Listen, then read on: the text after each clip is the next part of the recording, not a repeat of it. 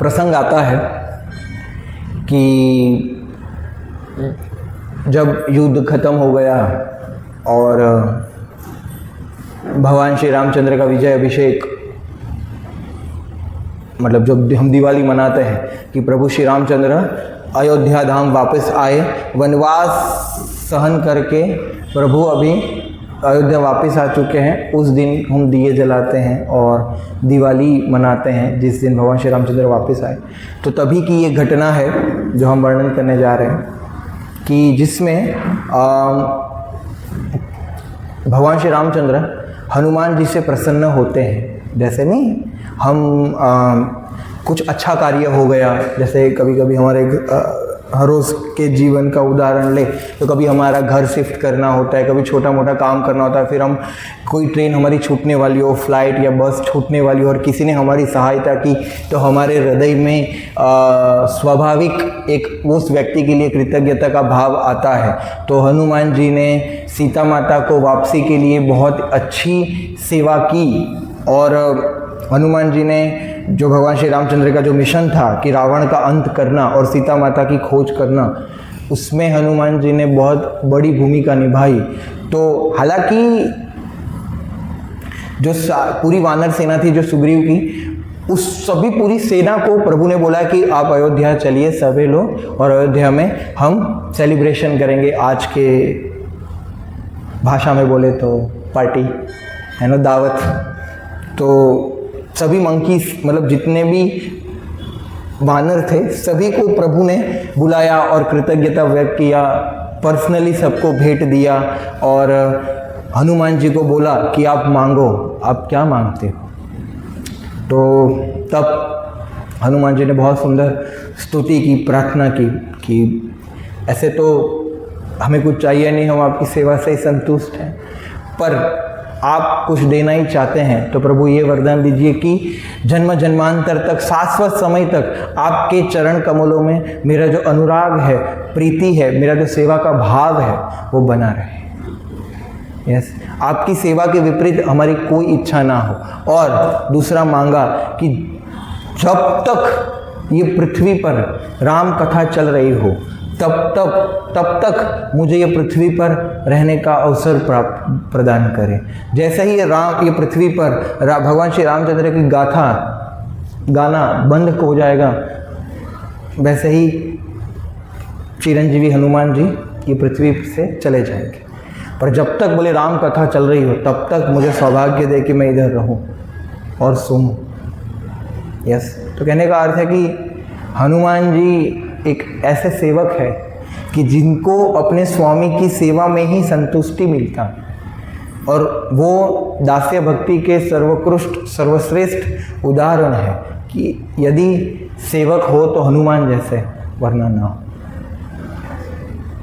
Yes, क्योंकि वनवास के दरमियान हनुमान जी ने क्या सेवा की है। जब प्रभु श्री रामचंद्र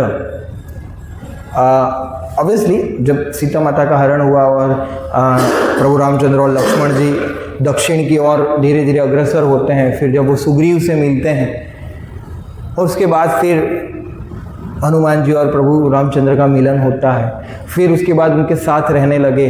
और फिर जब प्रभु रामचंद्र रात को सो जाते थे तो हनुमान जी उनकी चरण सेवा करते थे, चरण दबाते थे, और प्रभु रामचंद्र सो जाते थे तो वो सोते नहीं थे, वो प्रभु रामचंद्र के चरण कमलों के नज़दीक बैठ के ही, जैसे हनुमान जी का विग्रह सीताराम लक्ष्मण के साथ हनुमान जी कैसे बैठे होते हैं, एक पग आगे रख के और एक पग पीछे रख के, तो ये सेवक की एक मुद्रा है, ये सेवा की मुद्रा है। तो उस मुद्रा में दोनों हाथ जोड़े हुए हनुमान जी हमेशा बैठते हैं कि अभी प्रभु रामचंद्र उठेंगे और अभी हमको सेवा का सुअवसर प्राप्त होगा।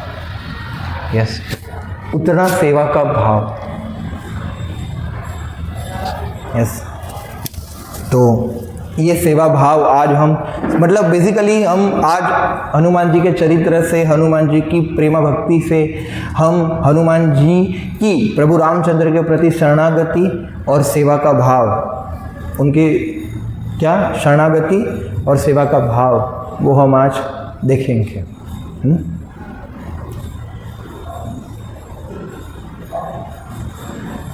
तो उनके जन्म से शुरू करना पड़ेगा।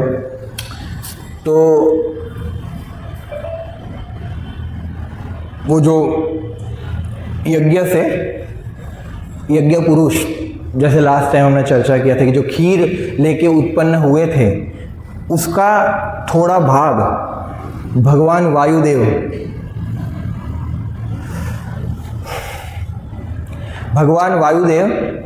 उठाकर, क्योंकि वायु है ना वो, तो उठाकर ले गए और केसरी को, मतलब जो महाराज केसरी थे वानरों के राजा, उनको दे दिया और वो भाग उन्होंने अपनी पत्नी अंजना को दिया और फिर उसके फलस्वरूप हनुमान जी का प्रागट्य हुआ। और शास्त्रों में ऐसा वर्णन है कि एक भगवान सदाशिव है और एक भगवान शिव के कुछ विस्तार है रुद्र, तो ऐसे 11 रुद्र हैं, तो उसमें से एक रुद्र के अवतार है हनुमान जी, मतलब बेसिकली हनुमान जी शिव जी है। तो हनुमान जी प्रकट हुए और बचपन से ही वो थोड़े, हम तो ऐसी भाषा में नॉटी बोलते हैं, पर ऐसे हिंदी में उद्यमी बोलते हैं उसको, कि वो वायुपुत्र है ना, तो कहने का अर्थ है कि वो बहुत ही ज़्यादा ऐसे नटखट थे। तो आप सबको पता ही है कि उनको फल खाने की इच्छा हुई तो आकाश में जो सबसे बड़ा पीला फल चमकता है, बोले कि ये खाना है मुझे, तो अपनी दिव्य शक्ति से छलांग ऐसे लगाया, तो सूर्य डर गए कि पहले तो देखा कि ये कोई बच्चा आ रहा है, पर इतना नज़दीक आ रहा है, क्या इसकी इच्छा क्या है, जैसे ये तो मेरे को खाने ही वाला है ना। तो वो उन्होंने डर के इंद्र को बुलाया, है ना। तो इंद्र किस पर आते हैं? ऐरावत पर आते हैं, ऐरावत हाथी जो सफ़ेद कलर का होता है। तो उनको लगा कि ये सफ़ेद है, तो बोले कि पीले फल से तो आकर्षित वो सफ़ेद फल लगता है, तो थोड़ा दिशा बदल दिया। तो जैसे ही ऐरावत पर हनुमान अटैक करने आ रहे थे, तो इंद्र ने वज्र से प्रहार किया और हनुमान जी मूर्छित हो गए और फिर वायुदेव रुष्ट हो गए और फिर सारे जो देवता है उन्होंने उनको ज़्यादा आशीर्वाद दिया और फिर हनुमान जी और शक्तिशाली हो गए। तो फिर क्या हुआ कि उसी आगे कथा आता है कि नारद मुनि, श्रीपाद नारद मुनि हनुमान जी के महल में मतलब ऐसे आए कि भाई चलो घूम के आते हैं। तो हनुमान जी की इच्छा है कि नारद मुनि इतने भगवान के महान भक्त हैं, वीणा लेके पूरे संसार भर में भगवान के नाम का, भगवान के यश का, भगवान के गुणों का, भगवान की कीर्ति का प्रचार प्रसार करते रहते हैं। तो वो हमारे पूरे महल में घूमे उनके पावन चरणों से। तो उन्होंने क्या किया कि नारद मुनि को मतलब क्या बोलते हैं, बोला कि आप भगवान की स्तुति गाओ। क्या करो? भगवान की स्तुति गाओ, भगवान के गुणगान चालू करो। तो नारद मुनि ने क्या किया कि बाजू में एक पत्थर जैसा एक टेबल ऐसे कुछ तो था, तो उधर अपनी वीणा रखी और फिर भगवान के गुणगान करना चालू कर दिया। तो इतना हृदय से भक्ति भाव से नारद मुनि गुणगान कर रहे थे कि वो जो भी पत्थर था जिस पे रखा था वो पूरा पिघल गया, है ना। वो पूरा क्या हुआ? पिघल गया। और जैसे ही गुणगान बंद हुआ, पत्थर फिर से अपने मूल स्वरूप में आ गया। तो अभी क्या वीणा अटक गई। तो वो बोले निकल नहीं रही है ना। बोले हनुमान तुम कुछ करो, निकालो। तो बोले मैं नहीं कुछ करूँगा। तो उसके पीछे पीछे भागे। तो इसलिए क्या है, उस चक्कर में पूरे घर के चक्कर हो गए। तो मतलब कहने का अर्थ है कि ऐसा उनकी एक बात बचपन की ये भी लीला है और पूरे सारे ऋषि मुनियों को भी थोड़ा परेशान करते रहते थे। तो उन्होंने श्राप दे दिया कि आप अपनी सारी शक्तियाँ भूल जाओगे, पर जब समय आएगा आप किसी खास उद्देश्य की वजह से ये धरातल पर आए हो तो आप याद भी कर लोगे। तो वो भूल गए अपनी सारी शक्तियाँ, है ना। और एक बार क्या हुआ कि एक ऋषि कुष्मांडू थे। आगे वर्णन आता है कि एक ऋषि कुष्मांडू मतलब थे, तो बहुत ही ऐसे महान तपस्वी थे। यस। और एक व्यक्ति था, तो वो मतलब जा रहा था तो ऐसे इतना ध्यान नहीं दिया, तो वो व्यक्ति से वो ऋषि कुष्मांडू का कुछ अपराध हो गया। तो उन्होंने उसको श्राप दे दिया कि जाओ कल सूर्य उगते ही तुम्हारा देहांत हो जाएगा। तो उनकी जो वो व्यक्ति को जो पत्नी थी वो बहुत ही पतिव्रता पत्नी थी, है ना। तो उसने संकल्प लिया कि अगर मैं पतिव्रता नारी हूँ, अगर मैंने मेरे पूरे जीवन में कभी भी मेरे पति के अलावा किसी भी पर पुरुष का ध्यान नहीं किया है, चिंतन नहीं किया है, अगर मैं पतिव्रता हूँ, इतनी पवित्र हूँ, तो कल सूर्य ही ना उगे। तो ऐसा हुआ, सूर्यदेव पृथ्वी के आसपास घूमते हैं, जैसे ये प्रतिज्ञा हुआ तो सूर्यदेव का जो रथ है वो रुक गया। सूर्यदेव तो निरंतर चलते रहते, कभी ब्रेक नहीं होता उनका, है ना।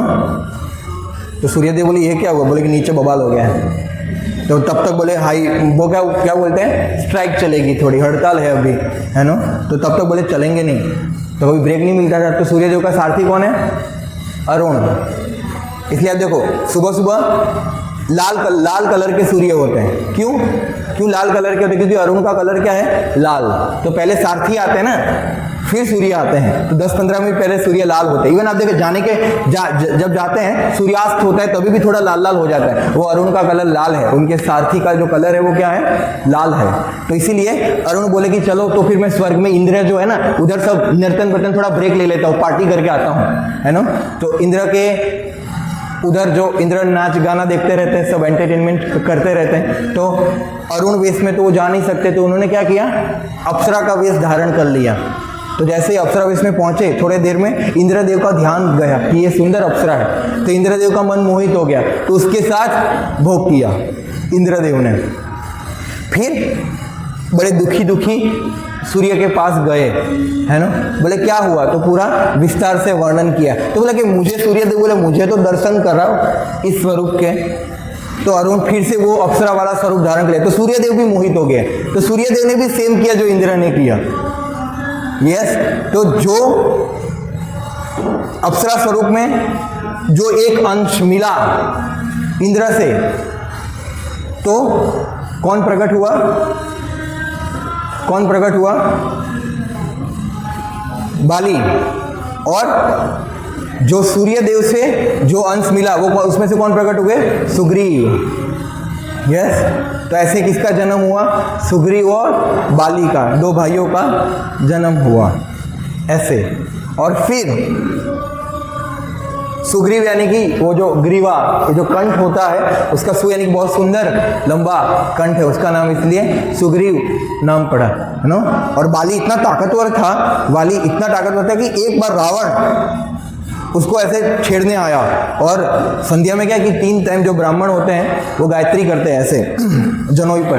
तो वो क्या है कि जनरली पहले लोग नदी किनारे रहते थे तो नदी में गायत्री करते थे। तो बाली ऐसे संध्या वंदन कर रहा था, यही समय पे गायत्री करते हैं। तो रावण आए, बोलो मुझसे युद्ध कर। तो गायत्री में क्या नियम होता है, बोल नहीं सकते कुछ भी, तो बोल तो सकते नहीं, उसको चैलेंज किया। तो बाली ने क्या किया कि ऐसे हाथ किया और रावण को ऐसे दबोच लिया और फिर से अपने गायत्री चालू किया। और रावण बोला छोड़ो, मैं तो हाय हेलो करने आया था, मैं तो खाली हालचाल पूछने आया था। फिर गायत्री खत्म हुआ, फिर बोला हाँ क्या था, हाय हेलो कैसे है पूछता चल। मतलब कहने का अर्थ है कि रावण को तो बहुत लोगों ने मारा है, रावण को तो बहुत लोगों ने पीटा है। तो फिर आगे बढ़ते हैं। तो आप सबको पता ही है कि वो जो रावण और सुग्रीव के बीच में जो मिसअंडरस्टैंडिंग हुई थी और वो गुफा में ही फंस गए थे, कौन, अपने ये बाली। उसको लगा कि वो किसी राक्षस के साथ युद्ध करने वाला था, तो बहुत समय तक युद्ध चला। पर फिर सुग्रीव के बाली के चिल्लाने की आवाज आई, यस, तो बाहर ना आ जाए। इसलिए सुग्रीव ने क्या किया, वो पत्थरों से गुफा पूरी ढक दी।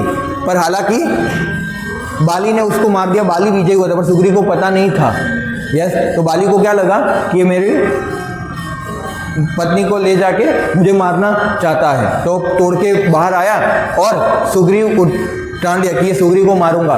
तो उसने पहले क्या कर लिया कि उसकी पत्नी तारा को उसको किडनैप कर लिया, उसके साथ रखा, और बाली से डर के सुग्रीव पूरे दुनिया में भागा है। इसीलिए आप देखो भगवान का कैसा सेट होता है, अगर वो भागता नहीं है ना, तो कोने कोने में कौन कहाँ रहता है, कहाँ पत्थर है, कहाँ पहाड़ है, कहाँ नदी है, कहाँ सरोवर है, कहाँ समुद्र है, उसको पूरा गूगल मैप बन गया था सुग्रीव, क्योंकि बाली से बचने के लिए इतना भगाया था। मतलब वो खुद इतना भागे थे बाली से बचने के लिए कि बात मत पूछो। हर भगवान ने पूछा कि तुमको इतना ज़्यादा कैसे पता है? बोले हम सब घाट घाट का पानी पिया, बाली से बहुत भागा हूँ मैं, है ना। तो फिर ये हुआ और फिर उधर हनुमान जी की शिक्षा का समय हुआ। बोले कि इतने तेजस्वी बालक को तो कौन शिक्षा देगा, है ना। बोले कि हाँ, सूर्य देव दे सकते हैं शिक्षा, क्योंकि सूर्य क्या है, सूर्य देव को आदि नारायण भी बोलते हैं, सूर्य नारायण भी बोलते हैं। भगवान नारायण का नाम उनको दिया जाता है क्योंकि जब से सृष्टि का सर्जन हुआ तब से सूर्य है, इसलिए सबसे पुराने हैं। तो बोले सूर्य देव दे सकते हैं। सूर्य देव बोले कि यार हमारे पास समय कहाँ होता है, पूरा दिन तो घूमता रहता हूँ मैं, है ना। तो बोले कि हाँ मैं दे सकता हूँ, पर जो मेरे साथ साथ चले ना वो भी उल्टा, क्योंकि सूर्य देव तो ऐसे चलते हैं, ऐसे गोल गोल घूमते हैं। तो बोले कि जो मेरे साथ उल्टा चल सकता है ना उसको मैं शिक्षा दे सकता हूँ। तो हनुमान जी बोले ठीक है, हम उल्टा चलने के लिए तैयार। तो सूर्य देव बैठे हैं रथ में और वो चल रहे हैं और उसको शिक्षा दे रहे हैं, बहुत अच्छी शिक्षा दी, सब पूरा ज्ञान संपन्न हुआ। तो कृतज्ञता फिर से आई कि प्रभु मैं आपका ऋण कैसे चुकाऊँ, आप गुरु दक्षिणा में क्या लोगे। यस, तो सुग्रीव की हालत पता थी यस सूर्य देव को। तो हनुमान जी से वरदान, हनुमान जी से मांगा कि तुम मुझे कुछ देना ही चाहते हो तो तुम क्या करो, मेरे बेटे सुग्रीव का कि तुम क्या करो, मंत्री बनो और उसकी बाली से क्या करो, रक्षा करो। मतलब प्रैक्टिकली मांगा उन्होंने कि तुम असिस्टेंट बन जाओ। तो अब देखो गुरुजनों के प्रति हनुमान जी का जो भाव है, फिर से हनुमान जी अपने आदर्श से, अपने आचरण से सिखा रहे हैं कि उनके हृदय में केवल और केवल एक शुद्ध गुरु और भगवान दोनों की सेवा करने का भाव था, केवल सेवा करने का भाव। ठीक है, हनुमान जी के लिए बहुत मुश्किल था। सुग्रीव उनके सामने, सुग्रीव की शक्तियाँ उनके सामने कुछ नहीं है, वो उन वाली को भी परास्त कर सकते हैं। मतलब आप जिससे श्रेष्ठ हो उसका आपको असिस्टेंट बनना है, उसका आपको दास बनना है। बहुत मुश्किल होता है कि किसी जूनियर का हम दास बन जाए और उसको हम अपने ऊपर रखें। पर फिर भी हनुमान जी ने अहंकार रहित होके सेवा का भावना स्वीकार किया और सुग्रीव के मंत्री बने हनुमान। वरना वो पूरी वानरों के राजा बनने के योग्य थे, पर वानर राज कौन बने, सुग्रीव, बाली की मृत्यु के पश्चात, है ना। क्योंकि बोले आपकी पत्नी रावण ले गया, मेरी पत्नी बाली ले गया है, आप मेरी सहायता करो, मैं आपकी सहायता करता हूँ। तो प्रभु रामचंद्र ने सेम वैसा ही किया। यस, तो बाली का सक्सेसफुली भगवान ने अंत कर दिया। यस, तो बहुत सारे लोग, रामायण में ऐसे बहुत कॉन्ट्रोवर्शियल टॉपिक्स भी है जो आज लोग प्रश्न उठाते हैं कि अच्छा राम भगवान ये सही नहीं किया, छुप के अगर बाली को मारना था, इतने सक्षम थे तो सामने से मारते, छुप के क्यों मारा। हाँ, ये प्रश्न एक्चुअली वर्णन आता है रामायण में, बाली खुद पूछता है। देखिए वानर शब्द का अर्थ क्या होता है, वा नर यानी कि मनुष्य, वा यानी कि प्रश्न चिन्ह है, थोड़ा डाउट है, थोड़ा कंफ्यूजन है कि मनुष्य है या पशु है, उसको क्या बोलते हैं, वा नर। यस, तो बाली को जब तीर लगा तो प्रभु रामचंद्र गए उसके पास और बोले कि आपने छुप के क्यों मारा। बोले कि मैं राजा हूँ। तो राजा लोग क्या करते, पहले भगवान रामचंद्र ने ये बताया कि राजा लोग क्या करते, जंगल में आखेट करते हैं, मतलब पशुओं का शिकार करते हैं। तो अगर तुम अपने आप को बंदर मानते हो, वानर मानते हो, तो ऐसे में सही हूँ। और दूसरा, अगर तुम अपने आप को मनुष्य मानते हो, नर मानते हो, तो तुमने सुग्रीव का पत्नी का अपहरण किया तो तुम आतताई बने। शास्त्रों में वर्णन है कि अगर कोई, शास्त्र के हिसाब से, अपनी गवर्नमेंट के हिसाब से नहीं, शास्त्र के हिसाब से, यदि कोई किसी का घर जला दे, किसी की स्त्री, किसी की पत्नी का अपहरण कर ले, किसी की जमीन हथिया ले, यस, ऐसे 3-4 चीजें लिखी है उधर, उसको आतताई बोलते हैं। यस, किसी की पत्नी का मान भंग करने का प्रयास करे, ये सब लिखा है, तो उसको आतताई बोलते हैं। और ऐसे आतताई को देखते ही उसका वध कर देना चाहिए, उसकी हत्या कर देनी चाहिए, और ऐसे आतताई को मारने का कोई पाप नहीं लगता। तो बोले ऐसे भी मैं सही हूं, बोलिए। यस, तो उसने अपहरण किया था दूसरे की पत्नी का, समझ रहे आप। बहुत सारे ऐसे टॉपिक है कि अरे हमें राम जैसा पति नहीं चाहिए, हमें रावण जैसा भाई चाहिए। अच्छा, रावण जैसा भाई कि जिसकी बहन की नाक कटी तो उसने पूरी लंका जला दी, या मतलब पूरे सेना का वो कर दिया, पूरी शान से लड़ा। अच्छा, आपको पता है रामायण में वर्णन है, शूर्पणखा का जो पति था ना, उसको रावण ने ही मारा था। मतलब शूर्पणखा विधवा हुई थी बिकॉज ऑफ रावण। ये अर्ध ज्ञान लेके लोग वो कर रहे हैं, समझा? भगवान श्री रामचंद्र ने सीता की रक्षा की ना, वो मर्यादा पुरुषोत्तम थे। कम ऑन, आप देखो ना, वो भगवान है, पर उन्होंने मनुष्य लीला की हमको सिखाने के लिए कि देखिए, मैं ये जब पृथ्वी पर आता हूँ तब मुझे इतने सारी समस्याएं आती है, तो आप सब कौन? आप सब तो जीव हो, मैं तो स्वयं निर्माता हूँ, तो भी मुझे तो ये समस्या आती है, मुझे भी ये समस्या आती है। ये संसार का रचना ही ऐसे हुआ है, पदम पदम विपदम। मैं जब इधर आता हूं तो मेरे साथ ये होता है, तो आप सब बोलते ना किस खेत की मूली हो, बोले आप सब के साथ भी ऐसा ही हो, ऐसा होगा, या फिर इससे भी गलत हो सकता है, या ऐसे भी हो सकता है। तो आप सबको क्या रहना चाहिए? बोले तैयार रहना चाहिए। भगवान ये संसार का जो वास्तविक जो सत्य है, जो नेकेड ट्रूथ है, जो खुला सत्य है, वो स्थापना कर रहे हैं, वो बता रहे हैं। यस, कि भाई मर्यादा में रह के कैसे किया जाए। यस, तो आगे बढ़ते हैं। तो प्रॉमिस तो कर दिया सुग्रीव ने कि आप मेरी पत्नी की रक्षा करो, तो पत्नी की रक्षा तो कर दी। यस, तो अभी सुग्रीव से कोई संदेशा नहीं आया। प्रभु रामचंद्र वेट कर रहे थे, 15 दिन देखा, 20 दिन देखा, बोले एक आया नहीं। तो लक्ष्मण को भेजा प्रभु रामचंद्र की, जाओ वो सुग्रीव को बता दो कि मेरे पास 2 तीर थे, जब मैंने बाली को मारा ना तो 2 तीर थे, एक तीर तो मैंने बाली को मार दिया, पर दूसरा तीर पड़ा है। अगर उसको भी बाली के पास पहुंचने की इच्छा है तो मेरा दूसरा तीर पड़ा है नो, क्योंकि आपने किसी को वचन दिया और हम पालन नहीं करेंगे तो मृत्यु के समान है। समझ आ रहा है? तो इसलिए लक्ष्मण तो ऐसे गुस्से वाले, पारा गर्म ही रहता है ना। बोले बाहर निकलो सुग्रीव, पत्नी के साथ भोग करने फिर से लग गए क्या? हाँ, तुम भूल गए कि तुमने वचन दिया था प्रभु रामचंद्र को? बोले नहीं भूला नहीं हो, मैं अभी वानर सेना को तैयार करता हूँ, अभी मीटिंग बुलाता हूँ, चिंता मत करो, अभी स्ट्रेटेजिक प्लानिंग करके सीता ढूंढो अभियान में सबको लगाते हैं, है ना। तो पूरा प्लानिंग हुआ, और कितने वानर थे, है ना, कितने वानर थे, क्या संख्या है, हम हमारी कल्पना से परे थे। कितने? 100 करोड़ महाओघ वानर थे। कितने?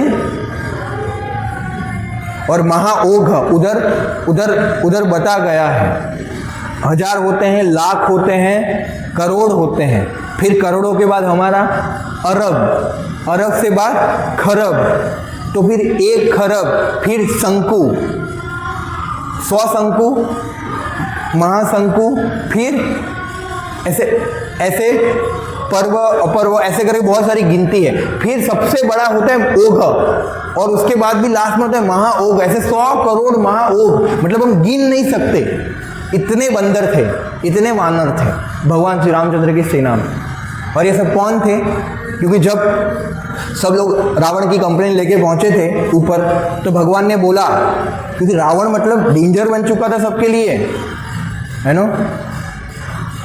इंद्र और बड़े बड़े जो देवता थे उसके किचन में सब्जी कटिंग किया करते थे। सेवा अच्छा है, पर सब्जी कटिंग देवता लोग, है ना। जो 9 ग्रह था उसको तो पैर के नीचे रखता था, इतना खौफ था, मतलब इतना डर था, भय था सबके हृदय में रावण का। तो भगवान ने बोला कि मैं तो प्रकट होऊंगा, पर आप सबकी आवश्यकता पड़ेगी मुझे, तो आप सब वानर बन जाओ। क्या बन जाओ? बड़े बड़े देवता।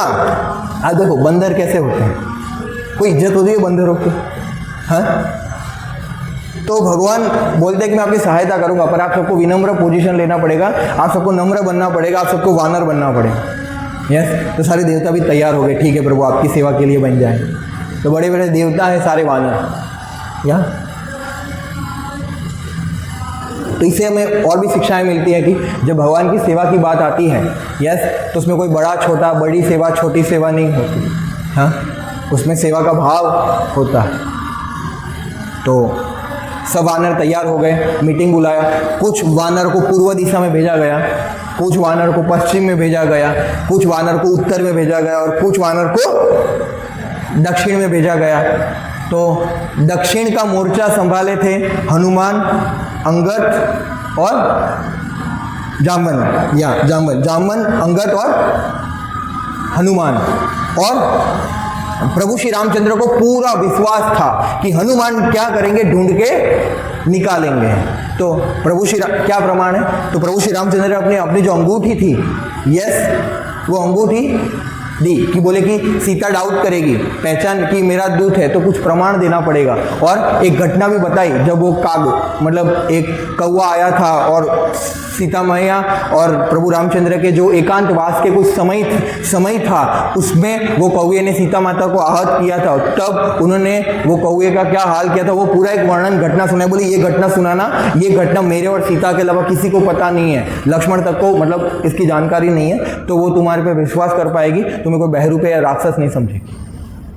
अब देखो, प्रभु रामचंद्र ने उनको शक्ति संचारित किया कि हाँ आप ही सेवा कर पाओगे। तो दक्षिण की ओर गए और बहुत ढूंढा, है ना, पर मिलना बहुत ही ऐसे कठिन था, है ना। तो हार मान ली। ऐसे हनुमान जी कंफ्यूज हो गए, बहुत दिन ढूंढा, मिले नहीं मिले, कौन सी दिशा में जाए पता ही नहीं है। यस, जैसे आपको बोला जाए कि ये ढूंढना है, कहाँ है पता नहीं, बस ढूंढते रहो, कैसे पता? हताशा आ गई, निराशा आ गई, है ना। पर हनुमान जी के पास विवेक बुद्धि था। कौन सा बुद्धि था? विवेक बुद्धि था।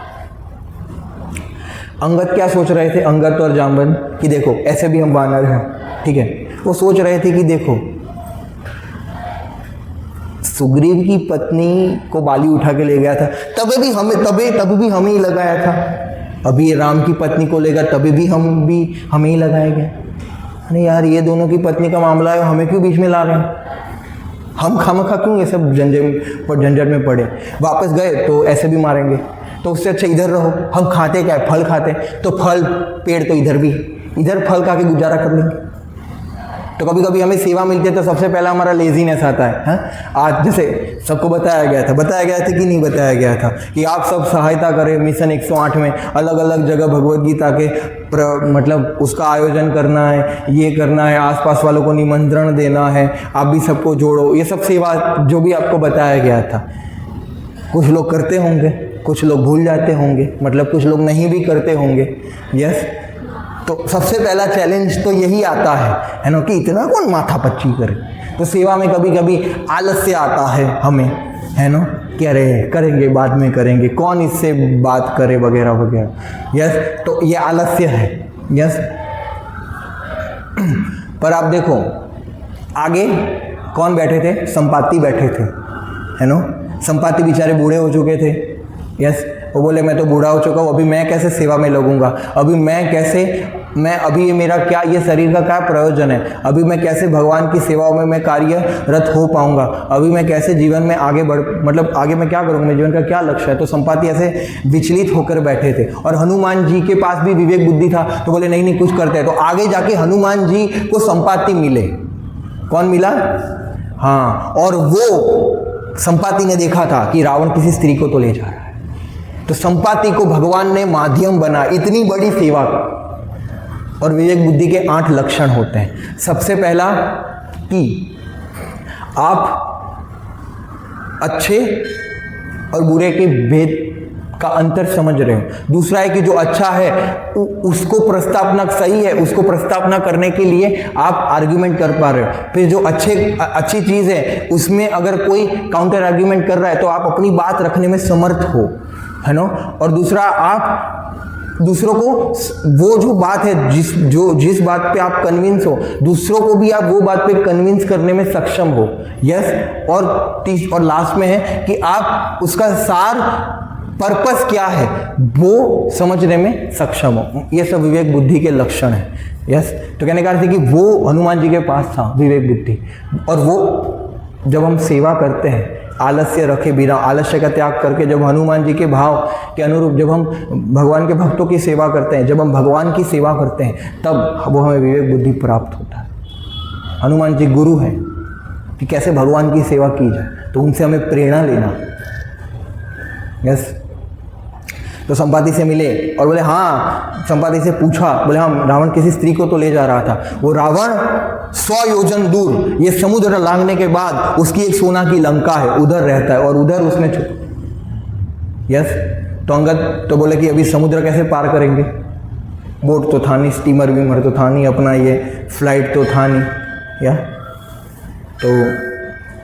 तो वो वानर है, बोले हम उड़ सकते हैं। अंगद बोले कि अरे मैं थोड़ा उड़ सकता हूँ पर वापस नहीं आ सकता। जामवंत बोले मैं भी उड़ सकता हूँ, मैं भी बूढ़ा हो चुका हूँ, पर फिर वही है वापस आने की दिक्कत है, थोड़ा ही उड़ सकता हूँ। तो हनुमान जी, जामवंत को पता था क्योंकि वो तो बहुत बूढ़े थे, यस, बोले कि इनके पास शक्ति है। तो जामवंत ने याद दिलाया, तो बोले आप कर सकते हो, यू कैन डू इट, आप सेवा के लिए कर सकते हो। तो उसको शक्ति संचारित किया। तो हनुमान जी ने जय श्री राम बोल के छलांग लगाई, यस। और फिर सेवा करते करते भी आलस्य का त्याग तो कर भी दिया है ना, पर फिर दूसरा एक बाधा आएगा। कौन सी बाधा आगे आएगी? सुरसा आई, यस। क्या बोली? थोड़ा ठहर जा, थोड़ा आराम कर लो। आप क्या करें, आप क्या हो चुके होंगे, थक चुके होंगे। तो बोले नहीं, पर फिर भी वो रूढ़ा बनने का प्रयास कर रही थी, खत्म कर दिया उसको, है ना। फिर आगे कौन आए? वो कौन थी, वो नाम भूल गया मैं। हनुमान जी भी बड़े हो रहे थे, वो भी बड़ी हो रही थी, बोले मेरे मुख से जाओ, है ना। तो हनुमान, आप देखो जब हम सेवा करते हैं ना तो कभी कभी टकरार होता रहता है ना। अहंकार बीच में आ जाता है। क्या आ जाता है? अहंकार बीच में आ जाता है। तो हनुमान बोले कि इसका कुछ नहीं हो सकता। तो हमें क्या करना चाहिए? हनुमान जी छोटे हो गए, क्या हो चुके? बहुत छोटे हो गए, और उसके मुख से पहले मुख में गए और उसके बाद किया, फिर से वापिस आ गए, यस। तो वो बोले कि वाह वाह, तुमने टेस्ट पार कर ली, तुमने टेस्ट पार कर ली, यस। तो उसने आशीर्वाद दिए, यस। और फिर लास्ट में कौन आया?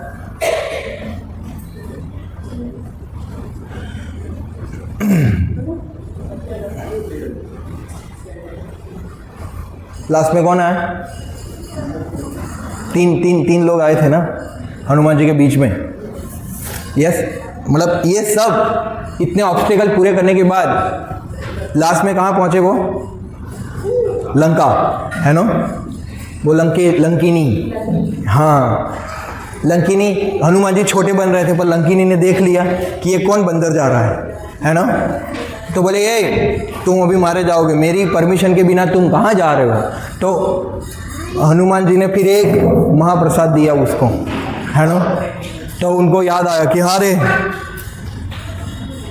ब्रह्मा जी ने बोला था, क्या बोला था कि जिस दिन एक वानर आएगा और तुम्हें एक तमाचा मारे, क्योंकि उसने पूछा था कि मुझे लंका की रक्षा कब तक करनी है, बोले कि एक वानर आएगा तुम्हें महाप्रसाद देगा, जब तक महाप्रसाद ना दे तब तक तुम्हें करना है। और तब समझ लेना कि रावण का अंत निकट आ गया। तो छबाक से दिया, बोले कि अब मैं नहीं रोकूंगी, अब मेरा समय हो चुका है ना। तो बोले कि ठीक है जाओ। तो आप देखो फिर आगे हनुमान जी गए, तो कोई भी अनुमान लगा सकता है कि कहाँ, तो रावण की निजी चैम्बर, निजी कक्षों में गए, क्योंकि रावण इतना खराब व्यक्ति था, है ना।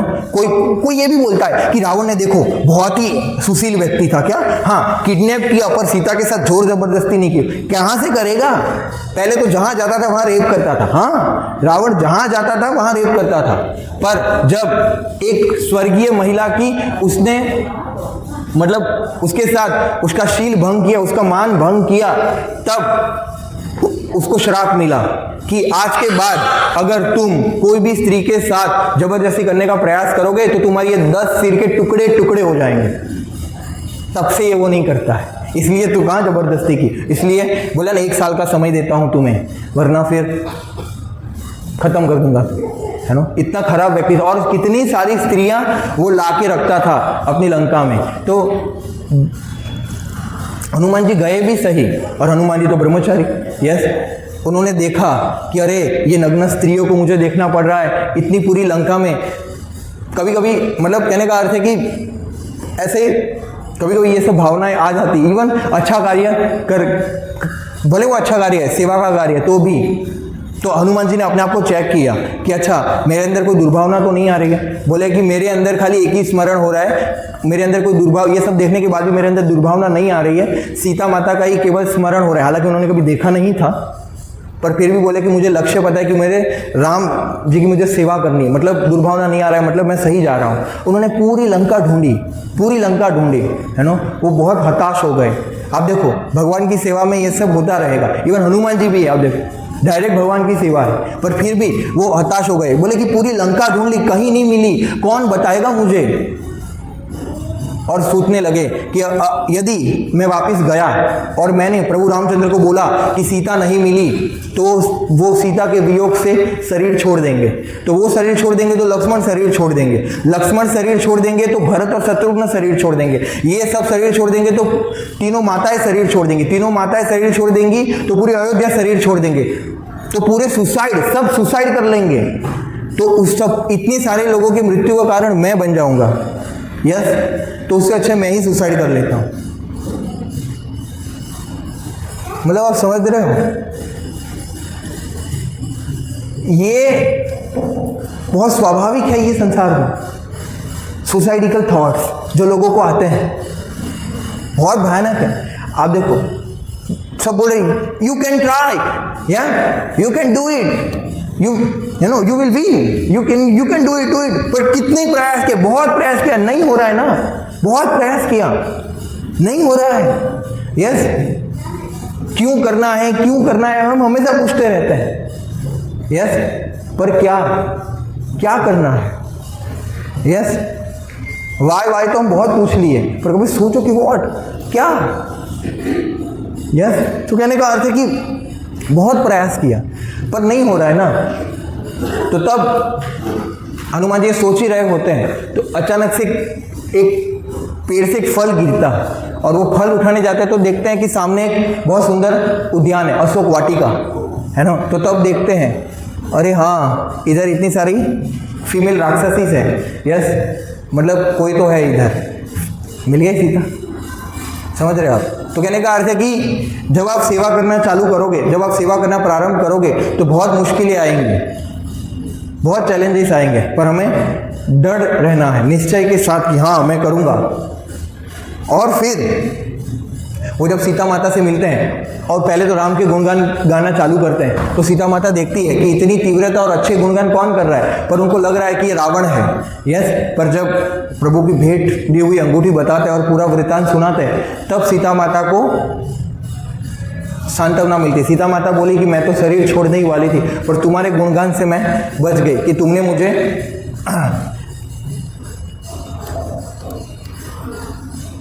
क्या किया, रावण के मतलब जिससे मेरा मन बहुत पीड़ित है, तो कुछ तुमने मुझे राम कथा सुनाई।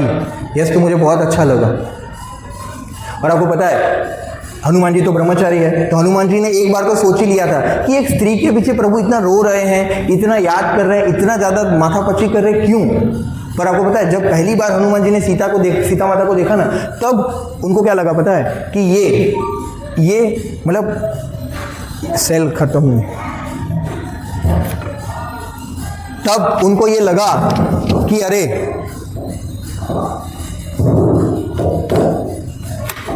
शायद प्रभु रामचंद्र के हृदय में अंदर हृदय है कि नहीं। मतलब सीता माता को देख के ऐसा लगा कि प्रभु रामचंद्र इनके बिना कैसे रहे, इतना महीने भी कैसे रह सके। इतना सुंदरता सीता माता का था कि ये कैसे रह सकते हैं सीता माता के वियोग में प्रभु रामचंद्र, ऐसा हुआ उनके हृदय में, इतने सुंदर दिखते थे। तो फिर उनका वृत्तांत हुआ, तो हनुमान जी ने क्या बोला कि चलो माता इधर ही, बोले कि ये रावण को अभी मैं मार देता हूँ, आप अभी मेरे साथ चलो, आप मेरे कंधे पर बैठ जाना, मैं आपको प्रभु रामचंद्र के पास ले जाऊँगा, है ना। पर सीता माता बोली नहीं, ये तुम्हारा कर्तव्य नहीं है, ये मेरे पति राम का कर्तव्य है, और तुम पर पुरुष हो, भले तुम मुझे माता मानते पर मैं तुम्हारा स्पर्श नहीं कर पाऊंगी, और यदि तुम मुझे ले भी गए तो रावण को कौन मारेगा। यस, तो कहने का अर्थ है कि ये प्रभु रामचंद्र को ही करने दीजिए, मैं प्रतीक्षा कर लूँगी। यस, तो जैसे ही हनुमान जी ने खबर दी कि हाँ सीता माता मिल गई है, और आपको पता है उधर वर्णन भी आया है कि हनुमान जी ने सोचा, बहुत सोचते हैं हनुमान जी से, ये सेवक भाव है ना कि यदि मैं बताऊंगा कि हाँ, पहला ही प्रश्न पूछे कि मिली सीता, हाँ बोलूंगा तो खुशी के मारे वो आहत होके शरीर ना छोड़ दे, इतने खुश ना हो जाए। इसीलिए थोड़ा उन्होंने उल्टा कर दिया, थोड़ा वाक्य रचना में कि मिली मुझे सीता, शांति से बताएंगे। यस, तो उन्होंने ऐसे बताया। तो तब प्रभु रामचंद्र ने हनुमान जी को गले लगाया और बोले कि अभी तो मेरे पास तुम्हें कुछ देने को नहीं है, बस मैं तुम्हें खाली मेरा आलिंगन दे सकता हूँ। तो हनुमान जी बोले सबसे बड़ा तो यही तो है। यस, तो उन्होंने आलिंगन दिया, बोले कि मैं आपको बहुत आभारी। तो ऐसे करके फिर मतलब हनुमान जी ने आगे भी बहुत ही सेवाएं की, है ना। शिव संजीवनी जो भी जड़ी बूटी पूरा पहाड़ उठा के लेके आए और बहुत सुंदर सेवा की आगे। यस, तो कहने का अर्थ है कि फिर जब हनुमान जयंती जब आएगा तो फिर से हनुमान जी के और गुणगान करेंगे। यस, भक्त शिरोमणि श्री हनुमान जी की। हाँ, तो आप सबको हनुमान जी से प्रार्थना करना चाहिए कि हनुमान जी बल प्रदाता है, भक्ति में बल प्रदाता है। ऐसा बहुत सारे लोग हनुमान जी के 6 पैक्स वाला फोटो और वो सब रखते हैं, तो हालांकि ये सब के लिए, शक्ति के लिए ज़रूरत नहीं है ना। जिम में लोग लगाते हैं, हनुमान जी को आइडियल मानते हैं पर ऐसा नहीं है ना। नहीं तो गीता देंगे। तो कहने का अर्थ है कि हनुमान जी, आप देखो राम जी के मंदिर ज़्यादा है हनुमान जी के।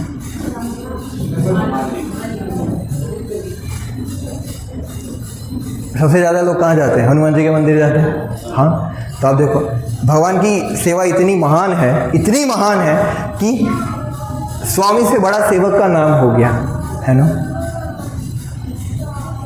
आज आप देखो हनुमान जी की इतनी प्रसिद्धि क्यों है? क्योंकि वो क्या है? सेवक। तो भगवान इतने महान है कि जो भगवान की सेवा करते हैं भगवान उसको अपने से भी महान बना देते हैं। यस, है ना। सेवक का आप देखो ज़्यादा गुणगान हो रहा है, राम भक्त हनुमान। यस, तो कहने का भाव वही है कि अगर यदि हम भी हनुमान जी के पद चिन्हों पर चले और प्रभु रामचंद्र, प्रभु कृष्ण की सेवा में अगर हम लगे तो हम भी कुछ भगवान के कार्य में सहायता कर सकते हैं। यस, तो प्रार्थना करनी चाहिए जब भी हनुमान जी के मंदिर जाइए तब, है ना। सुख संपत्ति घर आवे, ये सब नहीं मांगना चाहिए, है ना। कोई लोग तो विवाह बोले विवाह हो जाए, तो हनुमान जी फिर बोलते मेरा भी नहीं हुआ। तो कहने का अर्थ है कि ये सब नहीं मांगना चाहिए, पर क्या मांगना चाहिए? कृपा मांगनी चाहिए कि प्रभु जैसे आपका मन सेवा में लगा है, ऐसा हमारा भी मन और जीवन, शेष जीवन, वो भी हम भी क्या करें? सेवा में लगा पाए। यस, तो